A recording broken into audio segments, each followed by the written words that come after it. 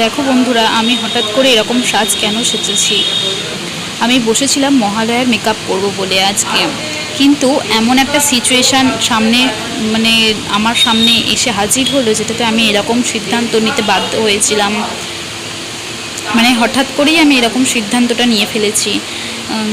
যখন দেখো বন্ধুরা, বাবা মা আমার পছন্দটা মেনে নেয় না, এবং তাদের পছন্দটা আমার জীবনে জোর করে চাপিয়ে দিতে তারা বাধ্য হয়, তখন একটা রিলেশনশিপের মধ্যে যে কতটা যারা এই রিলেশনশিপে আছো তারাই একমাত্র বুঝবে এই সিচুয়েশানটা কীভাবে আমরা বের করে আসি। তো বাবা মারা মানতে পারবে না হয়তো 4 থেকে 5 বছর, কিন্তু তুমি যদি একবার তাদের পছন্দ মতো বিয়ে করে ফেলো তোমার পছন্দটা বাদ রেখে, তাহলে তোমাকে বাকি 80টা বা 60-65টা বছর তোমাকে সব কিছু ভুলে থাকতে হবে।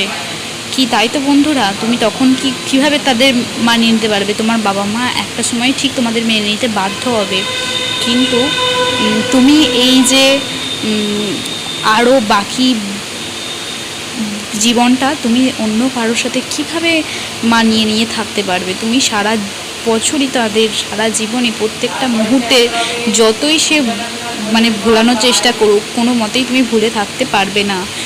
কিছু কিছু এমন পরিস্থিতি আমাদের সামনে আসে যেখানে আমরা তাদের কথা সব সময় মনে পড়বে। আর আমার এই লুকটা তোমাদের কেমন লাগছে বন্ধুরা, একটু কমেন্টে জানিও। আর কি বলবো, কি বলার বা আছে, এরকম পরিস্থিতি মানে কিছু বলার মতো নয়। আর বন্ধুরা, এটা কিন্তু জাস্ট একটা ব্রাইডাল মেকআপ আমি করেছি বন্ধুরা, এটা তোমাদের জন্য জাস্ট প্র্যাঙ্ক একটা ভিডিও। ভালো লাগলে বন্ধুরা সাবস্ক্রাইব করো আর লাইক করো।